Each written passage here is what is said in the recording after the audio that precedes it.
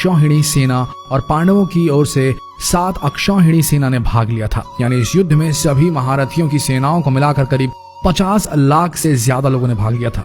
लेकिन ये अब सवाल उठता है कि इतनी विशालकाय सेना के लिए युद्ध के दौरान भोजन कौन बनाता था और कैसे ये सब प्रबंध करता रहा होगा।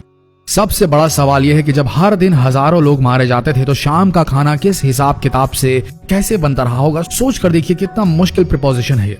दर्शकों, आइए जानते हैं आज के इस वीडियो में वो गूढ़ रहस्य कि कैसे पोषण मिलता था महाभारत के सैनिकों को। महाभारत को सही मायने में हम विश्व का प्रथम विश्व युद्ध भी कह सकते हैं, क्योंकि उस समय शायद ही कोई ऐसा राज्य था जिसने इस युद्ध में भाग न लिया। उस काल में आर्यव्रत के समस्त राजा या तो कौरव या पांडवों के पक्ष में खड़े दिख रहे थे। हम सभी जानते हैं कि बलराम और रुक्मणी ये 2 ही व्यक्ति थे जिन्होंने इस युद्ध में भाग नहीं लिया था। किंतु एक और राज्य ऐसा था जो युद्ध क्षेत्र में होते हुए भी युद्ध से अलग था, और वो था दक्षिण का उडुपी। महाभारत में वर्णित कथा के अनुसार जब उडुपी के राजा अपनी सेना सहित कुरुक्षेत्र पहुंचे तो कौरवों और पांडवों दोनों ने उन्हें अपने पक्ष में लेने का प्रयत्न करा। लेकिन उडुपी के राजा बहुत दूरदर्शी थे।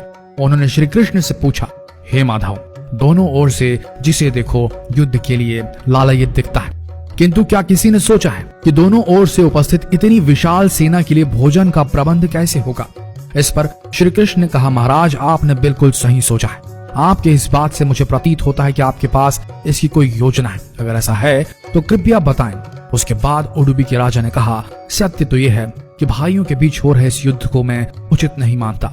इसी कारण इस युद्ध में इच्छा मुझे नहीं है, किंतु युद्ध अब टाला भी नहीं जा सकता। इस कारण मेरी ये इच्छा है कि मैं अपनी पूरी सेना के साथ यहाँ उपस्थित समस्त सेनाओं के भोजन का प्रबंध करूं। इस पर श्री कृष्ण मुस्कुराते हुए बोले, महाराज, आपका विचार अति उत्तम है। इस युद्ध में लगभग 50 लाख योद्धा भाग लेंगे, और अगर आप जैसे कुशल राजा उनके भोजन के प्रबंध को देखेंगे तो हम सब उस ओर निश्चिंत रहेंगे। श्री कृष्ण ने कहा, वैसे मुझे पता है कि सागर जितनी इस विशाल सेना का भोजन प्रबंध करना आपकी और भीमसेन के अतिरिक्त किसी के लिए भी संभव नहीं है, किंतु भीमसेन इस युद्ध से विरक्त नहीं हो सकते।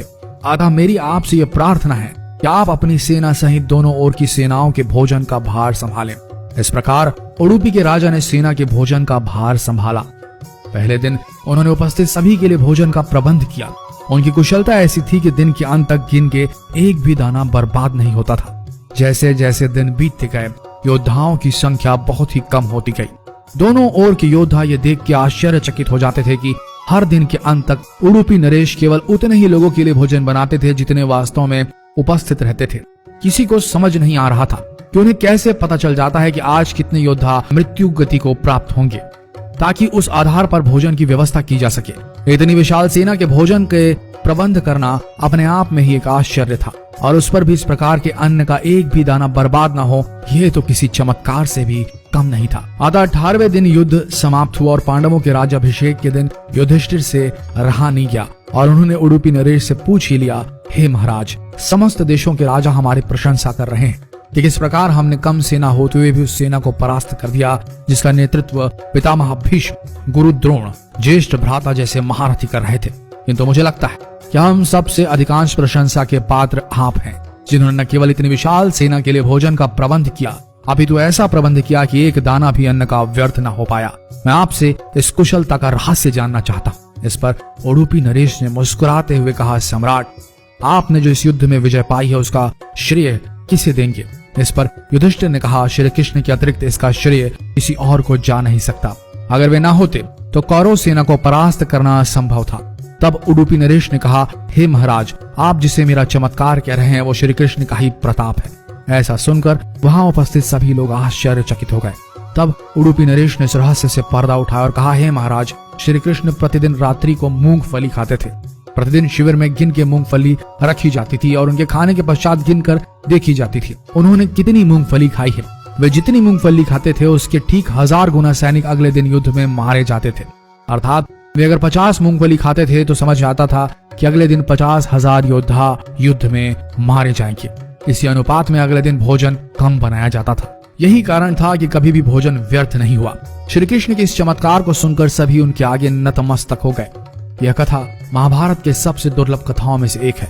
कर्नाटक के उडुपी जिले स्थित कृष्ण मठ में यह कथा हमेशा सुनाई जाती है। ऐसा माना जाता है कि इस मठ की स्थापना उडुपी के सम्राट द्वारा ही करवाई गई थी, जिसे बाद में श्री माधव आचार्य जी ने आगे बढ़ाया। तो दर्शकों, उम्मीद करते हैं कि आज की ये प्रस्तुति पसंद आई होगी आपको और आप समझ गए होंगे कि पोषण वही सही है जिसका एक दाना भी व्यर्थ न जाए।